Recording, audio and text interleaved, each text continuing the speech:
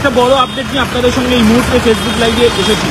আপনারা যারা শিক্ষক নিয়োগ প্রক্রিয়ার সঙ্গে যুক্ত রয়েছেন বা যারা শিক্ষক রয়েছেন বা যারা আগামী দিনে শিক্ষক হতে চান, তাদের জন্য এই খবরটি অত্যন্ত গুরুত্বপূর্ণ। তার কারণ আপনারা দেখেছেন যে রাজ্যে বারবারই শিক্ষক নিয়োগের দাবিতে আন্দোলন হয়েছে এবং সেই আন্দোলনের জেরে আপনারা জানেন যে রাজ্য সরকারের তরফে বারবারই উচ্চ প্রাথমিকের যে শিক্ষক নিয়োগ প্রক্রিয়া, সেই প্রক্রিয়ায় গতি আনার জন্য আদালতের দ্বারস্থ হয়েছিল এবং কলকাতা হাইকোর্টের তরফে ইতিমধ্যে সেই নিয়োগ প্রক্রিয়ায় ছাড়পত্র দিয়েছে। কিন্তু নিয়োগ হলেও 30% প্রার্থী অনুপস্থিত থাকতেন, অর্থাৎ চাকরি আছে কিন্তু প্রার্থী নেই। হ্যাঁ, ঠিকই শুনছেন, শিক্ষকের চাকরি আছে কিন্তু প্রার্থী নেই।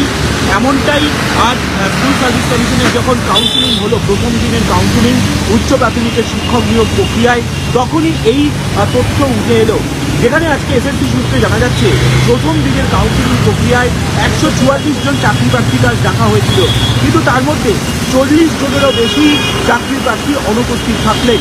আর জানিয়েই প্রশ্ন উঠল যে তাহলে কি এসএসসির চাকরির ওপর আস্থা হারাচ্ছেন চাকরি প্রার্থীরা? কেন এত সংখ্যক প্রার্থী অনুপস্থিত থাকলেন? যেটা সূত্র মারফত জানা যাচ্ছে বা কমিশনের আধিকারিকরা যেটা দাবি করছেন, যেহেতু দীর্ঘদিন ধরে এই নিয়োগ প্রক্রিয়া চলছে, সেই কারণেই চাকরি প্রার্থীরা উন্নত চাকরি নিয়ে চলে যেতে পারেন। আর সেই কারণে সকল চাকরি প্রার্থী যাদের নাম প্যানেলে দেওয়া হয়েছে, যাদের নাম প্যানেলে প্রকাশ হয়েছে, সেই সমস্ত সফল চাকরি প্রার্থীরাই চাকরি নিতে এলেন না। এমনটাই তথ্য এসএসসির অন্তত সূত্রে আমরা জানতে পারছি। কারণ এতদিন ধরে কেউ বসে নেই চাকরির জন্য, এটাও ঠিক, এতদিন ধরে, কারণ দীর্ঘ 9 বছর ধরে এই নিয়োগ প্রক্রিয়া চলছে।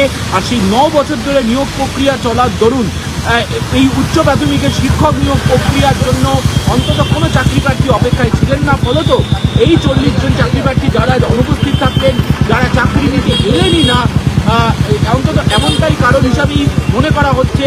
যদিও আগামীকালও উচ্চ প্রাথমিকের শিক্ষক নিয়োগের কাউন্সিলিং করবে স্কুল সার্ভিস কমিশন, ফলত আগামীকালও দেখার যে এই ট্রেন্ড থাকে নাকি। কিন্তু প্রথম দিনেই যে একটা বড়সড় ধাক্কা স্কুল সার্ভিস কমিশনে, অন্তত উচ্চ প্রাথমিকের শিক্ষক নিয়োগ প্রক্রিয়ার ক্ষেত্রে এই পরিসংখ্যান সেদিকেই ইঙ্গিত করছে।